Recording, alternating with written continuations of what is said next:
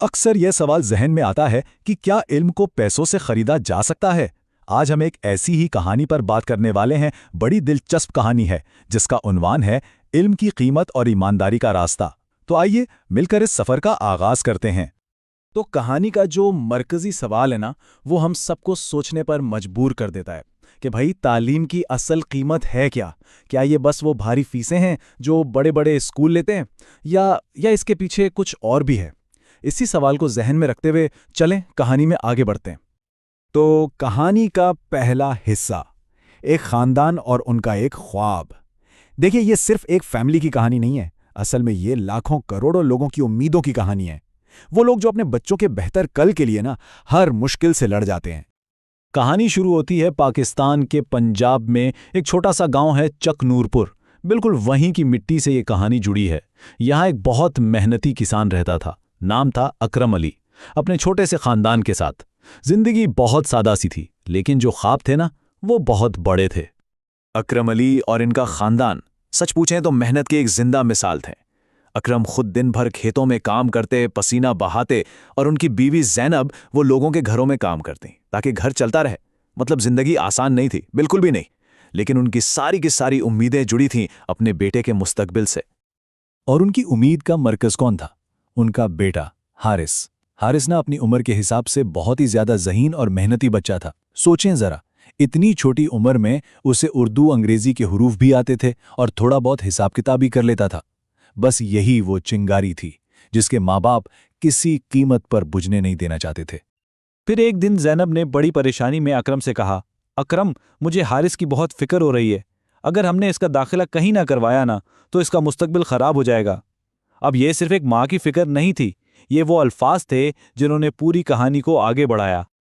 اور بس اسی فکر نے انہیں گاؤں سے باہر نکلنے پر مجبور کر دیا۔ شہر کے بڑے اسکول، بڑے خواب، اور یہیں سے کہانی کا دوسرا حصہ شروع ہوتا ہے۔ ایک ایسا حصہ جہاں گاؤں کی معصوم سی امید کا ٹکراؤ ہونے والا تھا شہر کی کڑوی سچائیوں سے۔ تو اکرم علی نے فیصلہ کر لیا۔ وہ اپنے بیٹے کو لے کر سیدھا لاہور پہنچے، وہاں کے ایک بہت بڑے مہنگے انگلش میڈیم اسکول میں۔ اسکول کی عمارت اتنی شاندار تھی کہ وہ تو دیکھ کر دنگ رہ گئے۔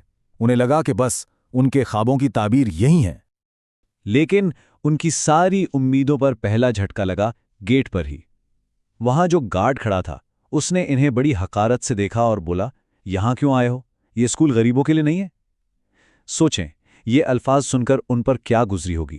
یہ کسی صدمے سے کم نہیں تھا۔ اتنی بے عزتی کے بعد بھی اکرم نے ہمت نہیں ہاری۔ انہوں نے بہت ادب سے کہا کہ وہ اپنے بیٹے کے داخلے کے لیے آئے ہیں۔ گارڈ تو مذاق اڑانے لگا، لیکن قسمت سے اسی وقت ایک ٹیچر وہاں سے گزرے۔ انہوں نے یہ سب دیکھا اور اکرم اور حارث کو پرنسپل کے دفتر تک لے گئے۔ ایک لمحے کو لگا کہ شاید اب بات بن جائے گی، امید کی ایک چھوٹی سی کرن۔ لیکن اصل امتحان تو دفتر کے اندر تھا۔ پرنسپل نے داخلے کی بات تو کی، لیکن جو فیس بتائی وہ اصل فیس سے دگنی تھی۔ سیدھی سیدھی رشوت مانگ رہا تھا۔ یہ تو سراسر ناانصافی تھی، ایسی کرپشن تھی جس نے اکرم کو بالکل بے بس کر کے رکھ دیا۔ تو شہر سے مایوسی کے سوا کچھ ہاتھ نہیں لگا۔ جب لگ رہا تھا کہ سارے راستے بند ہو گئے ہیں، تبھی کہانی ایک بالکل نیا موڑ لیتی ہے۔ یہ وہ لمحہ ہے جہاں گہری مایوسی میں سے ایک نئی امید نکلتی ہے اور ایک نیا راستہ کھلتا ہے، ایمانداری کا راستہ۔ اکرم بیچارہ ٹوٹے دل کے ساتھ گاؤں واپس آ گیا، لیکن یہاں گاؤں کے ایک بزرگ تھے، چودھری بشیر۔ وہ اس کے لیے امید کی روشنی بن کر آئے۔ انہوں نے اکرم کو سمجھایا کہ بیٹا، علم کا راستہ ان اونچی اونچی عمارتوں اور دکھاوے سے نہیں بنتا، یہ تو سچی نیت اور ایمانداری سے بنتا ہے۔ اور یہیں پر کہانی کا سب سے اہم نقطہ سامنے آتا ہے۔ دو اسکول اور دو بالکل مختلف سوچ۔ ایک طرف شہر کا وہ بڑا اسکول تھا جس کی بنیاد تھی پیسہ، دکھاوا اور کرپشن، اور دوسری طرف ایک چھوٹا سا دیسی اسکول جس کی بنیاد تھی سچی نیت، ایمانداری اور اصل تعلیم۔ یہ جو دیسی اسکول تھا یہ کوئی بڑی عمارت نہیں تھی، ایک بہت ہی سادہ سی چھپی ہوئی جگہ تھی۔ یہاں جو ٹیچرز تھے وہ ایماندار تھے، انہیں پیسے کی کوئی پرواہ نہیں تھی، وہ بس بچوں کو سچی تعلیم دینا چاہتے تھے۔ سچ میں یہ تعلیم کے اصل مقصد کی ایک بہترین مثال تھی۔ چلیں اب کہانی کے آخری حصے کی طرف چلتے ہیں، وہ حصہ جو ہمیں بتائے گا کہ اصل کامیابی آخر ہوتی کیا ہے، اور یہ بھی کہ ان دونوں راستوں پر چلنے والوں کا انجام کیا ہوا۔ تو سب سے پہلے بات کرتے ہیں انصاف کی۔ وہ لالچی پرنسپل یاد ہے جس نے تعلیم کا کاروبار بنا رکھا تھا؟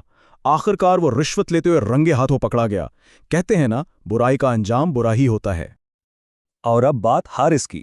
اس نے اسی چھوٹے سے دیسی اسکول میں پڑھائی کی اور اپنی محنت اور لگن کے بلبوتے پر اس نے نہ صرف اپنی تعلیم مکمل کی بلکہ آگے جا کر بہت بڑا نام کمایا۔ حارث نے یہ بات ثابت کر دی کہ کامیابی کے لیے بڑی بڑی عمارتیں نہیں بلکہ اچھی نیت اور سچی محنت چاہیے۔ تو آخر میں اس پوری کہانی کا سبق کیا ہے؟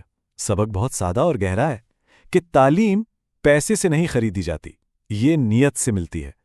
علم کا اصلی راستہ بڑی بڑی عمارتوں سے نہیں گزرتا بلکہ یہ ایمانداری اور خلوص سے روشن ہوتا ہے۔ یہ کہانی ہمیں یاد دلاتی ہے کہ انسان کا اصل سرمایہ پیسہ نہیں بلکہ علم ہے۔